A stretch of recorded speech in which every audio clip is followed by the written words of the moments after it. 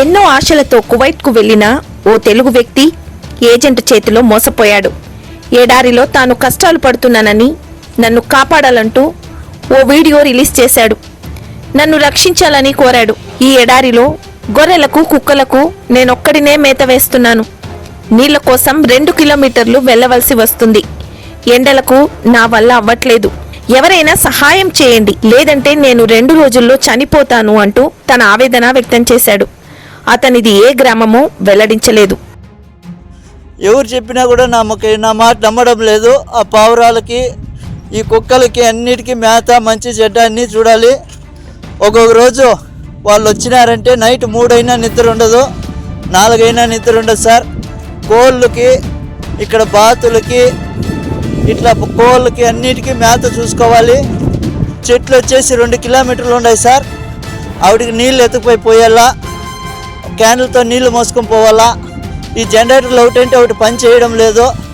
వాళ్ళకి చెప్తే వాళ్ళు కనీసం పట్టించుకోవడం లేదు.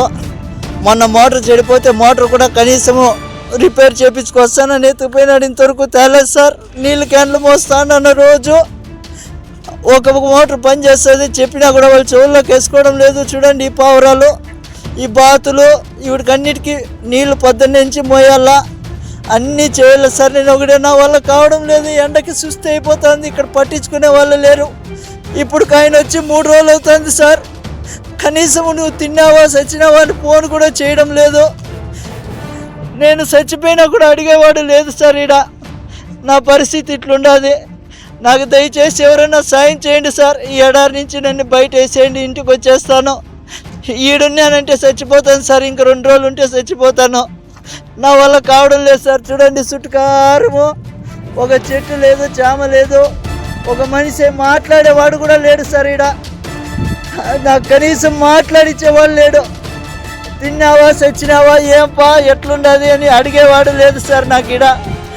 నాకు నా బిడ్డలు గుర్తొస్తున్నారు. నేను బతకలేను సార్. ఈడ దయచేసి ఎవరైనా నన్ను సాయం చేయండి. ఈ కోవిడ్ నుంచి నన్ను బయటపడేయండి సార్. ఏం చెప్పినా కూడా ఏజెంట్ కూడా కానీ నా మాట వినడం లేదు సార్. డబ్బులు కట్టు అంటున్నారు. నా కాడ అంత డబ్బులు లేదు.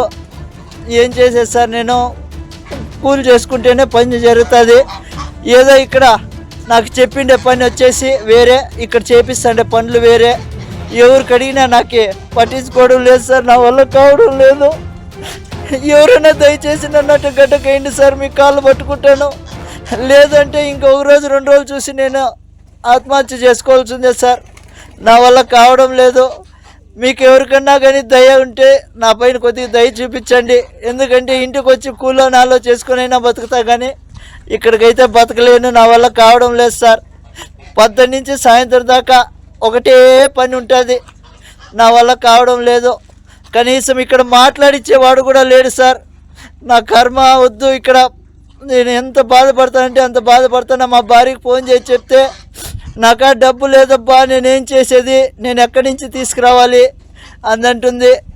ఇంకా నేను ఇక్కడ బతకలేను సార్. నా వల్ల కావడం లేదు. దయచేసి నాకు మీద ఎవరైనా దయ చూపించండి సార్. చూడండి ఇక్కడ ఇసుక తుఫాను వస్తుంది సార్. ఆ రోజు వాళ్ళకి చెప్పినా కూడా వాళ్ళు రారు. ఇసుక తుఫాను ఉంటే రారు వాళ్ళు. ఈడ మేత వేయాలా, నీళ్ళు పెట్టాలా. మనిషి చచ్చిపోయినా వాళ్ళకి బాధ లేదు. వీటన్నిటికీ మేత పెట్టాలా, నీళ్లు పెట్టాలి, అన్నీ చూసుకోవాలి సార్. కాబట్టి ఎవరైనా దయచేసి నా బాధ అర్థం చేసుకోండి.